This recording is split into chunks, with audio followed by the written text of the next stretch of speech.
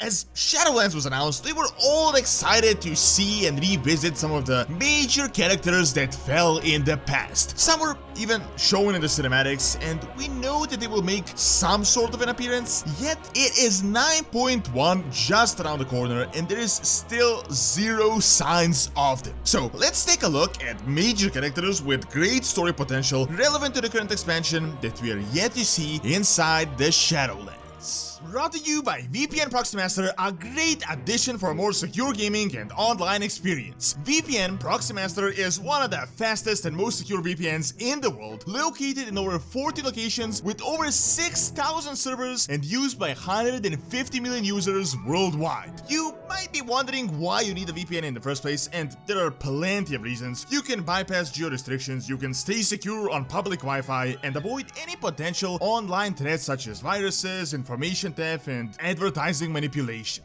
VPN Proxy Master is offering 30-day money-back guarantee if you don't absolutely love the service, and you can also connect up to 6 devices at the same time, including Android and iOS. With a special promotion offer for the channel, they're offering a 69% discount if you choose the 2-year plan, meaning you can only pay $3.75 a month to boost your online experience. Check out the link in the description below.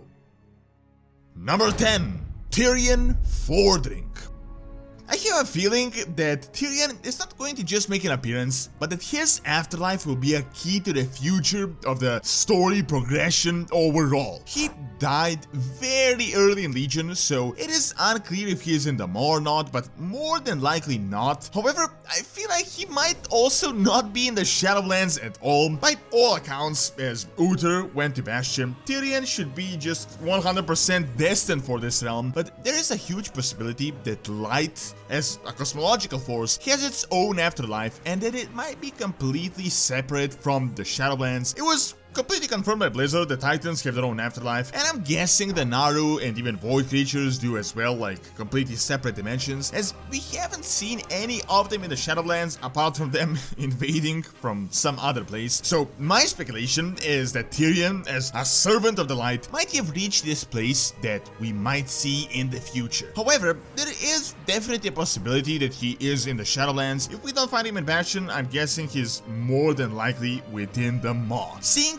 how much of an important character Tyrion is, as he is the one that defeated the Lich King and essentially messed up the Jailer's plans, I'm guessing we're gonna be seeing Tyrion sooner or later. Number 9. Garrosh. I don't think there is really all that much we can talk here. As Shadowlands was announced, we saw Garrosh in Revendreth as he was siphoned by Denathrius and he was called a reliable workhorse of anima. However, we pretty much went through the entirety of Revendreth. We cleared Castle Nathria and imprisoned Denathrius, yet there was literally no sign of our former warchief. Seeing that Blizzard decided to definitely include him in the cinematic, I think this almost guarantees that he will make an appearance eventually at some time during the expansion. My speculation is that as Denathrius decided to just crank the anima transfer to the Jailer to 110%, he must have sent Garrosh along with other powerful souls he might have had into the Maw directly. So as we explore the realm of the Jailer more, especially 9.1, there will be a big possibility that we will finally run into Garrosh. It is also possible that he might be gone by that point, but I do have high hopes that his soul will still be around. Number 8. Deathwing. The main villain of the Cataclysm, and in fact the one that even created the Cataclysm in the first place, despite being one of the biggest threats to Azeroth ever, Deathwing was actually a really tragic character, very similar to Arthas. He was a protector of the Earth of Azeroth until he was constantly bombarded with old god whispers that eventually just drove him mad. He really lived in agony for thousands of years, only to attempt to bring in the Black Empire and to be defeated by us and the Demon Soul. Deathwing would definitely be one of the best characters for the Shadowlands due to his complexity and all the bad and the good stuff he did. Seeing that his sister Ysera went to Arderweald, that means that he will definitely be destined to go to the Shadowlands with other mortal souls, but I'm guessing Revendreth would be like the most definite location. Despite all the story potential, there are still no signs or hints of Neltharion, the Earth Warder. Number 7. Saurfang.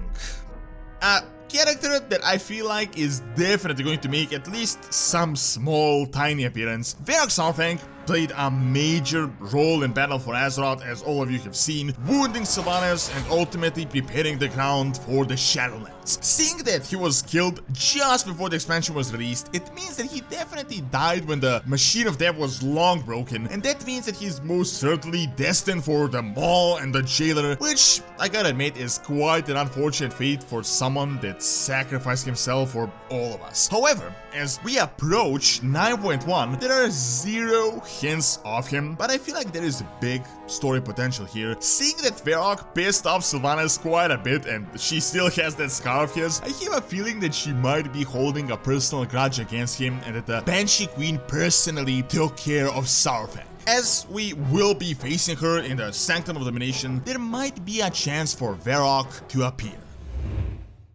Number 6. Geritos. Definitely not a major character in any way, but I'd say Geritos is literally the perfect candidate for Revendreth, and his story arc would be quite interesting, especially with Keltas being around. We know he had a connection with the Blood Elven Prince, and despite controversial, is an overall an interesting and complex character when you really examine his story. Now, while we haven't seen him or it wasn't confirmed, there has been a speculation that you might have actually ran into him but you didn't even know. As we freed Keltas from Castle Nathria, the torturer that is responsible for him is called Geritos. I'd say this is quite a coincidence. As you might know, most of the Vantir were created from redeemed mortal souls that decided to become a part of the Revendreth machinery. Seeing that Geritos was defeated by Sylvanas all the way back in Warcraft 3, I'd say he might have had over a decade worth of time to redeem himself and to become a high torturer in Castle Nathria. This, of course, was never really confirmed by Blizzard, so we might still possibly run into him as a character, but if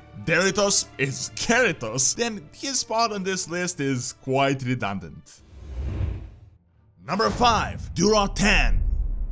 So, Thrall is more than obviously present as he was kidnapped, and Draka is one of the most important characters of Maldraxxus, playing a significant role in the Shadowlands. However, Durotan pretty much suffered the exact same fate as Draka, as they pretty much died together protecting Thrall, and yet there is literally zero signs of him. Now, many might say that he just went to a different realm, and this is definitely possible because keep in mind these 4 realms that you're visiting with these realms with the Covenants are just one of the countless realms of the Shadowlands that are just invisible to us at the moment. However, if Durotan is not a warrior fit for Maldraxxus, then I really don't know what he is, seeing that he was pretty much exactly the same as Draka. Now, Blizzard did hint that there might be some type of a reunion later on of the Orcish family, but thus far we really don't have any information.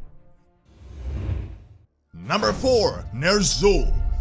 A character most people already forgot by now. Nerzhul is in fact the original Lich King, and knowing what we know right now about the Jailer, I'm guessing he has a special connection to him. At the moment, all of this is really mysterious, so we don't know what the relationship is between Soval and the Lich King, but it does seem like he treats them mainly as minions that failed their mission to get him a foothold into Azeroth. Seeing that Nerzhul did manage to accomplish his goal and he got this entire war going and he got Arthas to become the Lich King and he died ultimately, I'm certain that he is somewhere in the Shadowlands. However, it is unclear whether he is in the Maw or not. While he was bad, we figured out that not even Arthas would be sent into the Maw, and instead he was just tossed there by Uther, so it wasn't the Arbiter that made the decision. With the Lich King's importance though to the Jailer, it will be quite interesting to see Nerzhul in the Shadowlands. Number 3. Varian Rin. The reality is that we still don't know when exactly this Machine of Death broke. We know that it was sometime during Legion, but it is unknown what exactly was the event that triggered it. Seeing that Varian died early on, it is highly likely that he managed to escape them all, but we can't really confirm that in any way. We know Ysera reached Ardenweald a bit later on, but that could have just been the intervention of Elune, despite Shadowlands not really working. However, seeing that Anduin is now a new Lich King and he's wielding Varian Sword Charlemagne, I feel like his appearance is more than possible, at least in a tiny role. Some Some speculate that the crystal the jailer took from the portal could be related to Varian, and that they might be using his father's sword, which might contain Varian spirit, as a bargaining chip in order to keep Anduin serving so well. Depending on how the young king's story will progress, there is a high possibility that Varian Rin might just be making an appearance. Number 2. Nathanos. So this is a bit of a different character compared to the others on this list, as even though he died, he was working on this entire jailer maw thing with Sylvanas for what, nearly a decade. Additionally, I also think Nathanos Blightcaller is the character that will almost certainly show up in the Shadowlands. It is just a matter of time when that will happen. This guy was the most loyal servant of Sylvanas and is obviously on the jailer side, yet we only faced him in the pre-patch before the expansion was released, when he was killed by Tyrande, and he was kinda gloating of how he'll be reunited with his queen. Yet it is almost 9.1 and there are no signs of Blightcaller, despite us seeing Sylvanas nearly a dozen times by now. I'm guessing, as the Banshee Queen will be a raid boss, he will make an appearance in the Sanctum of Domination, even though Blizzard never really confirmed this. And lastly, number 1, Arthas.